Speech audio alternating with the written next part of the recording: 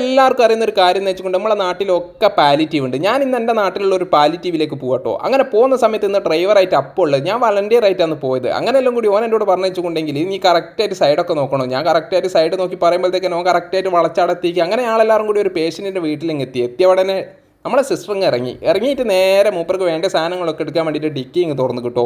അന്നേരം നമ്മളൊരു വീഡിയോ എടുത്ത് വീഡിയോ ഇഷ്ടമായിട്ട് നിങ്ങൾ ഫോളോ ചെയ്യാൻ മറക്കരുത്, ഷെയർ ചെയ്യാൻ മറക്കരുത്. നിങ്ങളൊക്കെ പാലിറ്റീവ് പോകുന്ന ആൾക്കാരാണല്ലോ. അങ്ങനെ അപ്പൂനെ നോക്കുന്ന സമയത്തുണ്ട് അടുത്ത വീട്ടിൻ്റെ നേരെ മുമ്പിൽ ഒരു മാവുണ്ട്. ആടുന്നുണ്ട് മാങ്ങ വരയ്ക്കുന്നത്. മാങ്ങ വരച്ച ഉടനെ മൂപ്പർ എന്താക്കി ഒരു കടിയൊക്കെ കടിച്ചിട്ട് കെട്ടുമലിട്ടിട്ട് നന്നായിട്ട് വരയ്ക്കുന്നുണ്ട് കേട്ടോ. പിന്നെ നോക്കിയിട്ട് കാണുന്നില്ല. അടുത്ത നേരെ മുമ്പ് പോയിട്ടുണ്ട് പിന്നെ പറിക്കാൻ വേണ്ടിയിട്ടൊക്കെ മൂപ്പർ ഇങ്ങനെ നോക്കുന്നത്. ഞാൻ പറഞ്ഞാൽ പൂവല്ലേന്ന്. അങ്ങനെ അടുത്ത് വണ്ടി എടുത്തിട്ട് പോകുന്ന സമയത്ത് അപ്പു പറഞ്ഞു വെച്ചുകൊണ്ടെങ്കിൽ എനിക്കൊരു ചായ കുടിക്കണമെന്ന്. അങ്ങനെ ചായ കുടിക്കാൻ വേണ്ടിയിട്ട് നമ്മൾ വണ്ടി സൈഡാക്കി ആടുന്നു. കല്ലുമക്കായും ചായ ഒക്കെ നന്നായിട്ട് അടിക്കുന്നുണ്ട്. പൈസ എൻ്റെ കൂടി കൊടുത്തോന്ന് പറഞ്ഞു. എന്താ വെച്ചുകൊണ്ട് എനിക്ക് നോമ്പതിനെ കൊണ്ട് എനിക്ക് ചായ വേണ്ട കേട്ടോ.